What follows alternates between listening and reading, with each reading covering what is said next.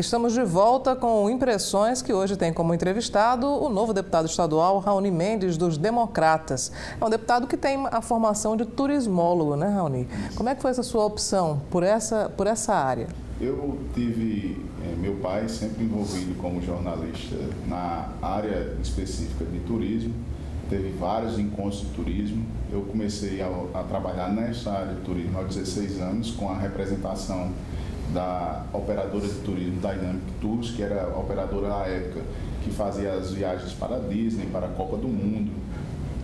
Quando ampliamos essa representação com cartão de assistência à saúde, hoje já é outro nome, cartão de assistência Turiscar, que era para quem viajasse para o exterior, tivesse um cartão de saúde ou um plano de saúde que desse assistência lá fora, era obrigatório nos pacotes que nós vendíamos. Isso foi ampliando e me identifiquei com a área, tanto que eu dizia que eu visitava todas as agências de turismo da Paraíba e fui crescendo nessa área com meu pai. Anteriormente eu prestei o meu primeiro vestibular porque eu havia sido campeão brasileiro de basquete, levando a Paraíba à primeira divisão. Eu prestei para a fisioterapia e antes era no vestibular, tinha duas opções, primeira opção e segunda opção. Eu passei para a geografia. Eu não consegui completar os 6 meses, e quando começou os estudos das pedras, eu digo, não, aqui não dá para mim não. E fui para... Foi licenciatura ou bacharelado? Licenciatura. Então aí eu passei 6 meses, saí e prestei vestibular, e IESP estava começando. Turismo, a primeira turma tinha acabado de iniciar na UFPB, e aí eu fui fazer turismo com essa identificação que eu tive. E para mim teve um conhecimento enorme, porque eu já tinha a prática da profissão e pude ter a teoria acadêmica. Para mim foi fundamental. E qual é a análise que você faz desde essa época em que começou ainda na adolescência com seu pai até hoje? Qual é a sua avaliação sobre o desenvolvimento ou não do turismo da Paraíba? Tem alguns marcos que são bastante significativos. Nós esperávamos por décadas, desde aquela época, ou seja, já se passou quase 21 anos, o Centro de Convenções. Logo que eu iniciei esse trabalho, já se falava da Costa do Sol, o projeto Costa do Sol, antigo governo Buriti, que fez aquela área. Aqueles terrenos já ficavam, então aquilo ali atrasou a Paraíba do ponto de vista, vamos dizer assim, econômico para o turismo. Aquela área é muito importante para o desenvolvimento econômico do turismo. Que, aliás, só para lhe interromper... Nós temos poucos leitos desde aquela época. Lhe interrompendo, mas só para acrescentar um dado. Foi na mesma época em que Natal também desenvolveu lá um projeto semelhante, só que o de lá saiu do papel. Isso, lá saiu do papel. Aí a gente tem uma avaliação.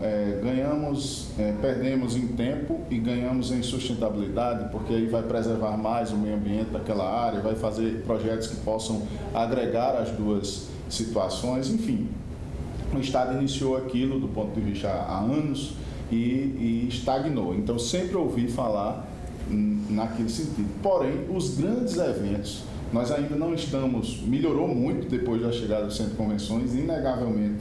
O roteiro cultural melhorou.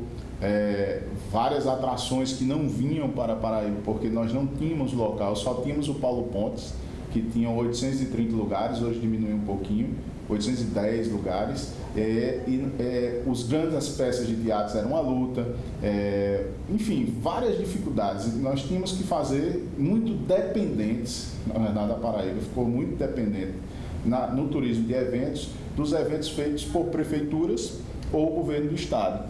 E hoje não, hoje as grandes produções de shows, de eventos conseguem entrar, a Paraíba consegue entrar no roteiro. Essa é uma parte. Algo que não avançou e que pode melhorar é o turismo religioso. Nós temos Padre Biapina, nós temos a Cruz da Menina, nós temos a terra de Padre Rolim, que poderia fazer um turismo religioso em Cajazeiras ali fantástico. Nós temos em Souza o Milagre Eucarístico, que também poderia ser parte de um roteiro religioso. Temos Frei Damião em Guarabira. Quando você vai vendo o turismo religioso na Paraíba, você tem uma espécie de roteiro, sem ser ainda organizado, né?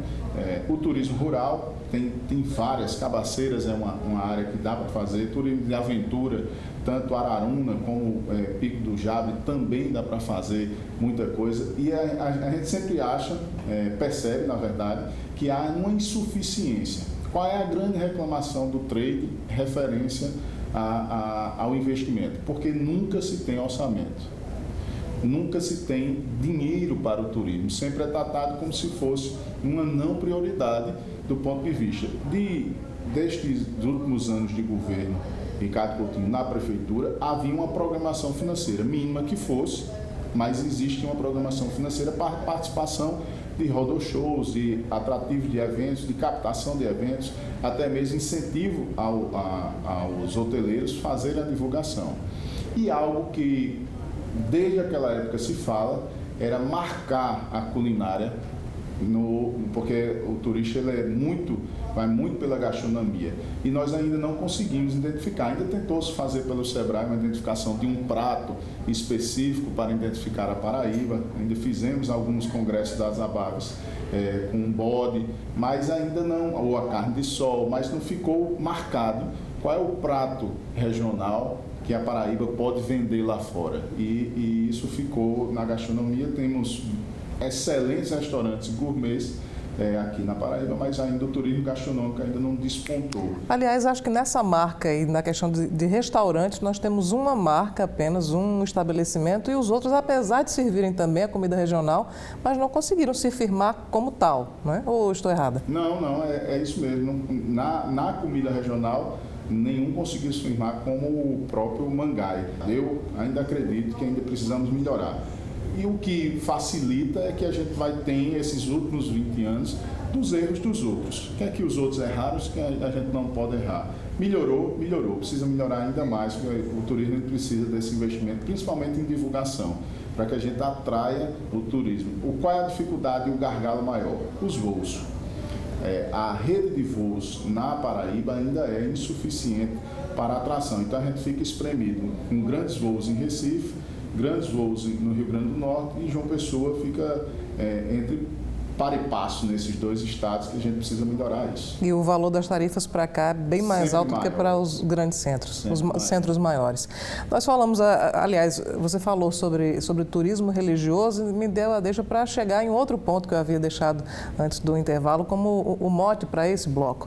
A sua religiosidade é algo muito conhecido, né? Até o seu mandato, enfim, nos seus discursos, sempre há uma identificação muito clara com isso, né? Como é que se deu também essa sua aproximação com a igreja e, enfim, como é que você lida com a sua fé, a sua religião? Eu sempre digo que é muito difícil, fé, política, religião, futebol não se discute, né? Religião, futebol e política. Porém, o ser humano, e eu digo eu não consigo desassociar a minha vida pública da minha vida que eu vivo no dia a dia. Hoje, graças a Deus, há um comprometimento muito grande de nós sermos aquilo que realmente somos. Assumirmos nossas posições em detrimento de quem pensa diferente da gente, ter o nosso respeito. E aí eu comecei a participar no colégio ainda de missões de Semana Santa, onde tinha dificuldade da relação tinha poucos padres, o colégio mandava os alunos junto com alguns professores para fazer as atividades da Semana Santa. Ali foi um despertar, né? O Colégio Marista incentiva nesse sentido de formar cidadãos e a fé foi alimentada por aí. Depois eu participei do grupo do SEGME, um casal maravilhoso que me deu o norte na vida também. E o SEGME é um movimento de crianças, né, de 14, de adolescentes de 13 a 17 anos. Desse eu conheci o Encontro de Jovens com Cristo. Quando eu participei do Encontro de Jovens com Cristo, foi aí que realmente despertou um comprometimento de que a gente nessa vida não é nada. E se a gente não fizer o bem, a gente começa a se preocupar em se beneficiar, ser egoísta nas suas atitudes. Então a fé me ajuda muito a pensar muito mais no próximo e me alimentar por ele para servir. Então eu vim do EJC, na paróquia aqui da Nossa Senhora das Neves Catedral, depois eu fui coordenar a paróquia, depois eu criei um conselho de todos os encontros de jovens de todas as paróquias, apresentamos. Houve um incentivo à época, de 2004, assim que o arcebispo chegou, porque eu partilhava isso, como eu partilho com você, eu partilhava com ele, como partilhava com o dirigente espiritual, o senhor Catão, que a política não tinha mais sentido. Votar é para quê? Né? Então, essa decepção política também foi incentivada por eles, do ponto de vista de dizer, já que você não acredita em ninguém, acredita em você. Uhum. E aí, a partir daí, eu comecei a exercer essa função. Então, já fui coordenador, já fui Jota, que é o coordenador geral, e terminamos no final de semana que passou, retrasado, mais um encontro de jovens, ou seja, 30º, eu participei de 20. Então, e agora eu estou no ECC, o Encontro de Casais com Cristo. Participei da renovação carismática com o grupo Oração São Francisco de Assis. O meu mandato ele é acompanhado pela renovação, ou seja, tem um conselho que faz o discernimento, faz a orientação, acompanha dia a dia, posição quando nós precisamos tomar em favor do bem comum, sempre pautado na doutrina social da igreja, nunca pautado empurrando a fé como se fosse desrespeitando o laxismo do Estado. Uhum. Nós sabemos bastante separar, nós queremos que a fé ela alimente o bem comum, ou seja, o bem de todos.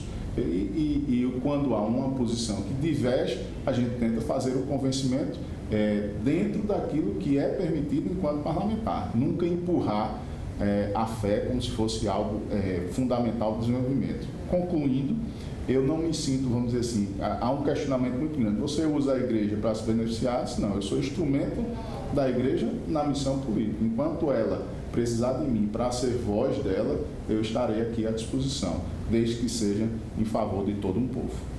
Nós vamos a mais um breve intervalo e daqui a pouco nós vamos saber o que é que o deputado Raoni Mendes pensa dessa recente turbulência na Arquidiocese da Paraíba. Voltamos já.